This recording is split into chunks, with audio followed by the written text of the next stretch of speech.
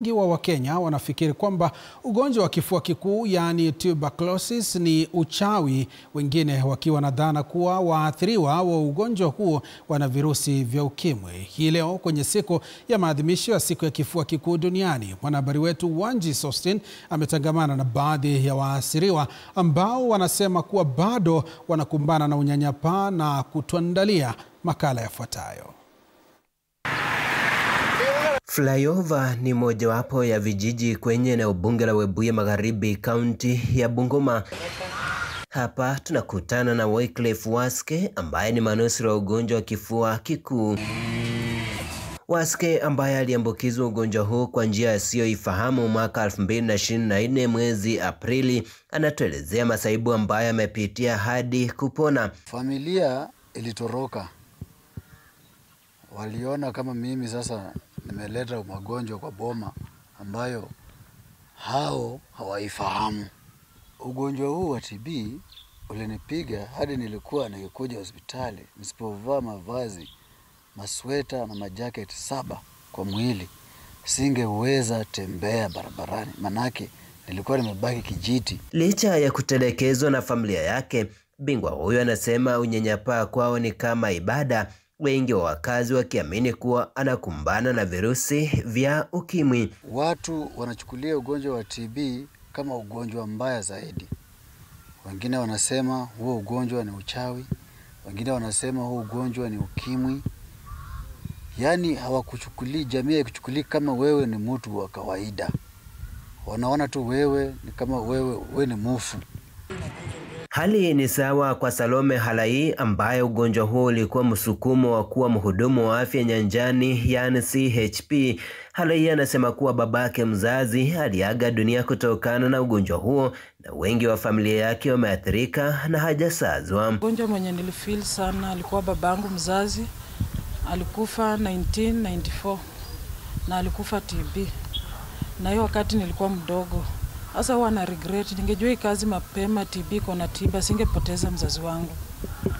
Na saa hii kuna ndugu ya babangu hata ako kwa dawa, nilienda nikamscreen, ako kwa dawa, makazinsi zangu ako kwa dawa, tuko almost kwa familia karibu watu 5. Halai ambaye ana nafasi ya kutangamana na wengi wa wananchi anatupa taswira kamili ya madhila wanayopitia. Unaweza enda kwa community uscreen mtu na mtu anakuambia hii ugonjwa hii ya TB ni kama ukimwi. Yaani mtu anaitofautisha ugonjwa wa TB, ukiwa na TB uko na ukimwi.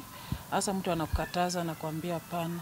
Alafu ya pili, ukienda kwa community, saa zingine uende kwa community, mtu atakwambia nyinyi mnakuja tu kutukulia, na mtu anaumia na huo unakuja kumscreen. Ya tatu, wengi huko kwa community bado tunajaribu kuelimisha au anachukuanga hii ugonjwa ni kitu kama uchawi. Lakini je, kifua kikuu husababishwa na nini? Ronald Weklo ni afisa mshirikisho wa ugonjwa huo kaunti ndogo ya Webuye Magharibi. A disease that is caused by a bacteria that we call Mycobacterium tuberculosis.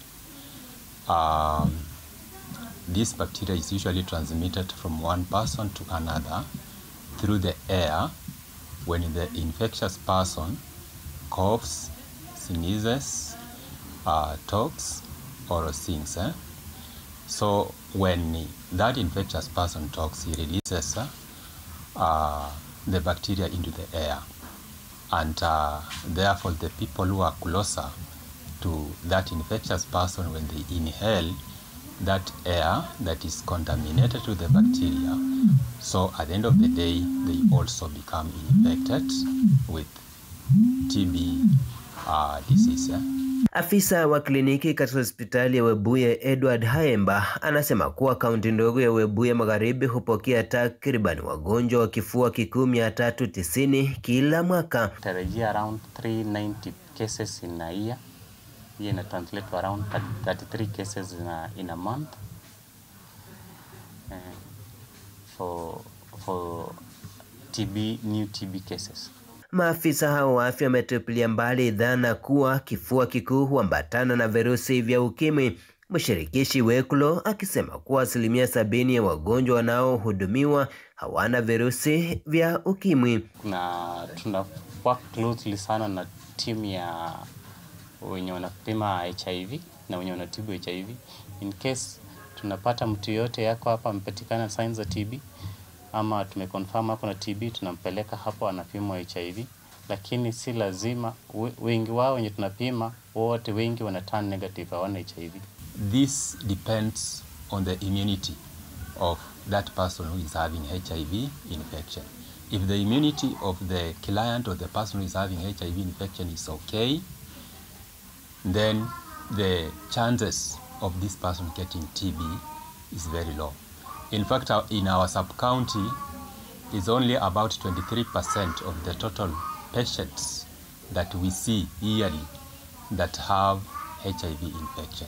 So quite a number of patients, more than 70% of the patients we see in our sub-county do not have HIV infection. So it is possible to have TB only. Waathiriwa kwa sasa wanataka hamasa ya kutosha kwa umma ili kumaliza unyanyapaa na dhana kuwa ugonjwa huu unatokana na uchawi na waathiriwa wana virusi vya ukimwi. Wanji Sostin, TV47, kaunti ya Bungoma.